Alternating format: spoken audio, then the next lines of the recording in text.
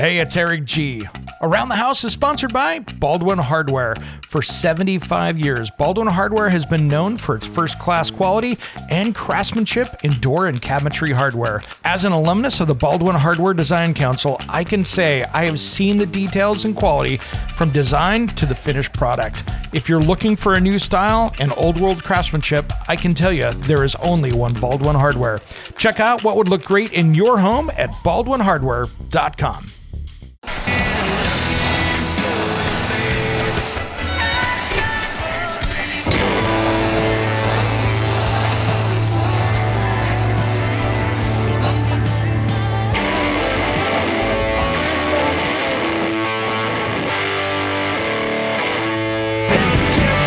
Get you on the radio, yeah, you gotta get on the radio. It doesn't take a lot of talent, but no one knows. You gotta get on the radio. You know it sounds so good in stereo, but you gotta get on the radio.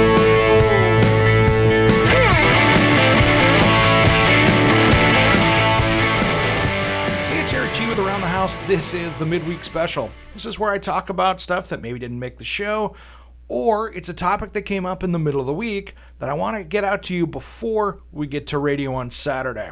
This week I want to talk a little bit about HomeAdvisor, and I'm not just trying to bash on HomeAdvisor, but I want to talk a little bit about the lawsuits against them and where it's not working out with a lot of contractors, and there's a certain district attorney in San Francisco that doesn't like the way they do business. But let's talk about this from a point of view of a homeowner, for instance. So, as a homeowner, you see them out on the advertising everywhere, radio, TV, print, they're everywhere around the U.S. Well, the thing with it is that you take a look at it and they say, oh, free to sign up. So you get on there, sign up for it, and then you sign on and say, okay, I've got a remodeling project I need to do. Let's say you need to have a new deck built. So you sign on there and say, I need to have a new deck built, talk about the project a little bit, and then you have contractors call you. Well, what HomeAdvisor does, like any of the other lead services, they sell those leads to the contractor, the one that calls you.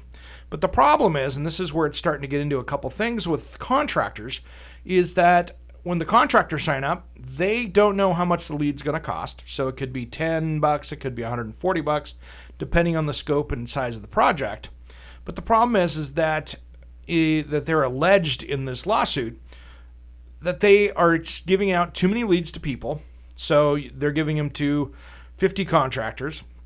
One, that they're not even real leads, that they're actually made up leads. And that's another story that I've heard as well, that I've heard this from tons of contractors that have alleged that there are fake leads they're getting. Well, then they can charge for them. And I've heard that there is maybe things don't appear as they seem there at HomeAdvisor.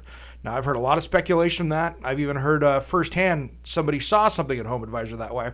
But I'm not going to get into those kind of allegations here. But what I want to do is talk about what Remodeling Magazine did the story on this last week with them. So on July 16th in the U.S. District Court in Denver, 8 plaintiffs have sued HomeAdvisor for having those fabricated leads. So the problem is that as a contractor, like I said, you can't turn these things off. So you get leads, you get charged for them, whether or not they're good leads, bad leads, or anything else. So there's no control with that. So that gets to be kind of expensive for a contractor, and especially when right now there's a shortage of contractors out there and workers, it ends up being a bigger problem. So the other issue is that I've seen is you get the problem with what's going on with the San Francisco District Attorney, where they advertise that they do background checks on the contractors. Well, it's alleged by this district attorney that they do background checks on some of the contractors, but they only do it on the principal contractor. So if you've got a contractor that has 30 employees, they might have done a background check on the owner of the company, but they haven't touched the employees within that company. So that's where it starts to get a little troubling. If they're saying in advertising that they're doing it, and this district attorney who's suing them alleges they didn't, you might not be as protected as you think you are. So here's a couple things that I want to talk about with this. I've had a lot of troubles with these lead services over the years from the contracting side of it. I've had contractors I've worked with, I've helped them out trying to get them leads in the slow times, and I would take their HomeAdvisor leads and call, or some of the other lead services and call. That got to be a problem, because you're right. This is one of those things where you make the phone call and nobody answers the phone's disconnected. Well, how's the phone disconnected when I just got this lead through? So I think this has been going on possibly for a long time. But anyway, here's my recommendation. Talk to your friends who have had great experiences. Once you get a list of contractors, 3 or 4 of them, then jump online and do your research. Wouldn't worry about it so much as a lead service, as I would get online, take a look. I wouldn't worry about Yelp and some of those other things. Those are horrible services, in my opinion. They're not going to, only people that get mad go on Yelp. That's my opinion.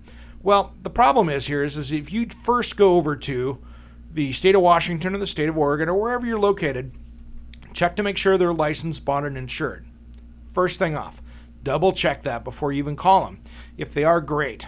Then as you start going through the process and start interviewing them, you want to find out if these guys are really good people. Also find out if they have any employees. If they say yes, make sure that when you're looking at their license, that they're able to have employees. That's a big one. A lot of them will say they're exempt from having employees, which means they're not collecting any payroll taxes or any of the other things such as paying for workers' compensation insurance.